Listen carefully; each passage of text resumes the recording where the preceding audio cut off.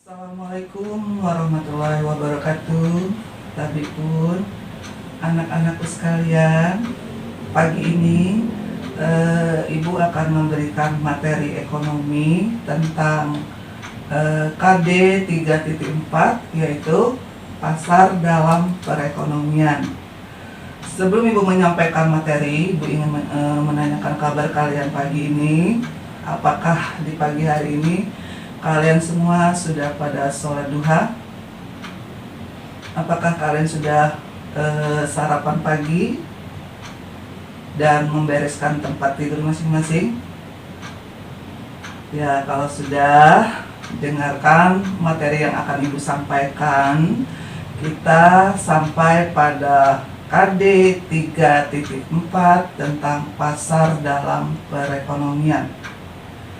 Nah, pasar dalam perekonomian ini berisikan tentang permintaan dan penawaran.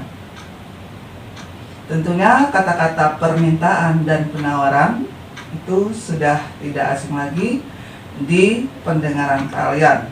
Waktu kalian di SMP, Ibu yakin kalian sudah mendapatkan materi IPS, ya. Kalau di SMP IPS, kalau di SMA kamu programnya ekonomi. Nah, di sini kita bahas lagi tentang permintaan. Apa sih pengertian permintaan itu? Ya. Nah, permintaan itu adalah segala sesuatu, baik itu berupa barang atau jasa yang diminta pada suatu waktu. Ya. Nah, permintaan ini tentu berkaitan dengan apa yang dilakukan oleh pihak konsumen dan pihak produsen. Sekarang kita lihat dulu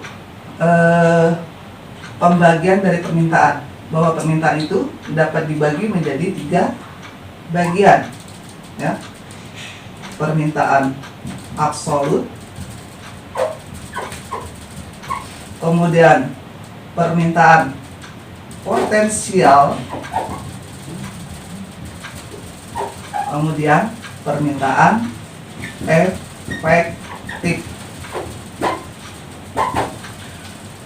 Nah, ketiga permintaan ini akan Ibu jelaskan satu persatu beserta contohnya. Apa sih yang dimaksud dengan permintaan absolut?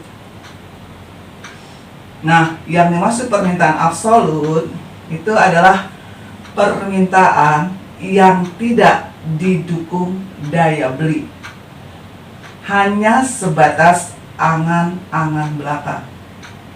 Paham ya maksud Ibu?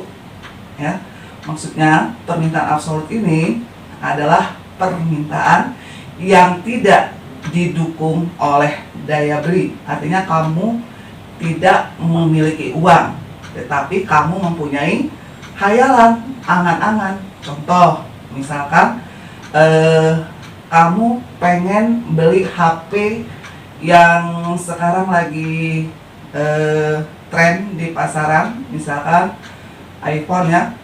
Nah, di situ kamu hanya bisa sekedar membayangkannya saja, menghayalkannya saja, tetapi kamu tidak bisa membelinya. Nah, inilah yang dimaksud dengan permintaan absolut. Paham ya? Nah, yang kedua, ini adalah permintaan potensial. Yang dimaksud permintaan potensial adalah permintaan yang didukung oleh daya beli tetapi belum dilaksanakan. Maksudnya gimana, Bu? Maksudnya gini, bahwa kita punya uang, kita sudah didukung daya beli tadi, tetapi belum kita laksanakan. Contoh, misalkan kamu jalan-jalan ke Simpur atau ke Simpur Point ya, Center Point. Di situ kamu melihat sepatu. Sepatu itu bagus, kamu lihat label harganya 500.000. Kamu ada uang di kantong, tetapi kamu belum mau melaksanakan membeli barang tersebut. Itu yang disebut dengan permintaan potensial. Ada uang tetapi belum punya keinginan untuk membeli. Paham? Sedangkan permintaan efektif ini adalah permintaan yang didukung daya beli dan dilaksanakan. Paham maksudnya? Ya. Nah, maksudnya di sini bahwa kita memiliki uang dan bisa kita belikan, ya. Di sini kita, misalkan kita pergi ke suatu tempat, ya. Tiba-tiba kamu melihat barang bagus, kamu tertarik, kemudian kamu lihat label harganya, kamu memiliki uang dan keinginan untuk membeli. Inilah yang dimaksud dengan permintaan efektif, permintaan yang didukung daya beli dan diwujudkan. Paham ya? Oke, kalau sudah paham, kita lanjutkan ke bentuk hukumnya, bahwa permintaan dan penawaran itu memiliki hukum. Ingat ya, dalam hukum permintaan, bunyi hukumnya, jika harga naik, permintaan turun, dan jika harga turun, permintaan naik. Nah, ini hukum permintaan ini mendukung atau mewakili konsumen. Artinya, dimanapun konsumen itu berada, selalu menginginkan barang itu murah dengan kualitas yang baik, ya. Ini jika harganya naik, permintaan turun, dan jika harga turun, permintaan naik. Sehingga hukum permintaan selalu dikatakan berbanding terbalik. Itu ya, paham? Berbeda dengan hukum penawaran.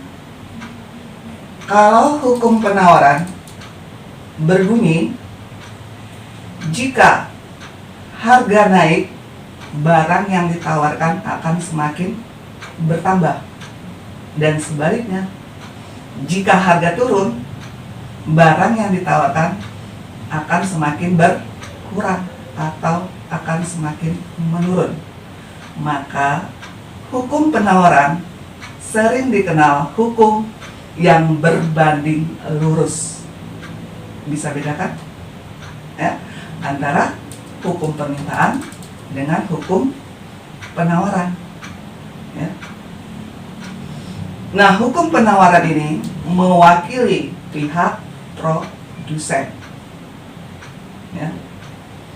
Jadi ini tentu saja pihak produsen akan menawarkan harga yang tinggi dan barang yang banyak jika harganya tinggi ya. Dan kalau harganya turun, produsen pun enggan menawarkan barangnya karena tentu mereka akan mengalami kerugian. Kemudian yang ketiga dalam pasar dalam perekonomian yaitu harga keseimbangan. Harga keseimbangan ini nanti akan bertemu di satu titik jika antara pihak konsumen dengan pihak produsen saling melengkapi ya. Interaksinya saling bertemu di satu titik.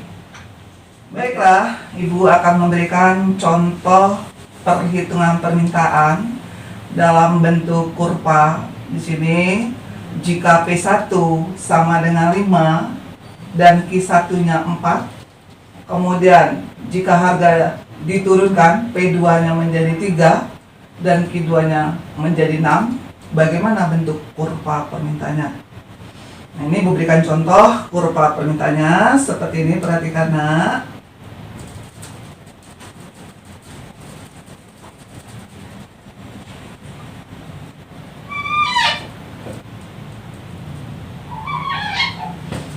Garis vertikal atau garis tegak lurus ini adalah harga yang dilambangkan oleh huruf P. Sedangkan garis horizontal ini dilambangkan oleh huruf Q. Jika P1-nya tadi adalah 5, ya, kemudian kuantitas atau yang meminta itu adalah 4. Kemudian harga diturunkan menjadi 3, yang meminta adalah 6. Nah, ini kita hubungkan garisnya sesuai dengan permintaan pada saat harga awal atau permintaan pertama ini 5, ini kuantitas awalnya adalah 4. Kemudian saat harga diturunkan menjadi 3, yang meminta adalah 6. Nah, ini kita tarik garis kurva permintaannya dari kiri atas ke kanan bawah, dilambangkan oleh huruf D. D ini artinya demand. Bagaimana anak-anak? Paham? Nah, Ibu rasa untuk contoh kurvanya Ibu cukupkan dulu sampai di sini dulu. Besok kita sambung lagi dengan kurva yang berikutnya, yaitu kurva penawaran dan harga keseimbangan. Sebelum Ibu akhiri dan Ibu tutup, Ibu mengucapkan terima kasih kepada orang tua kalian yang sudah ikut berpartisipasi dalam memajukan SMA Al-Azhar 3 Bandar Lampung. Semoga rezeki orang tua kalian semakin bertambah. Dan Ibu akhiri, wabillahi taufiq wal hidayah. Wassalamualaikum warahmatullahi wabarakatuh.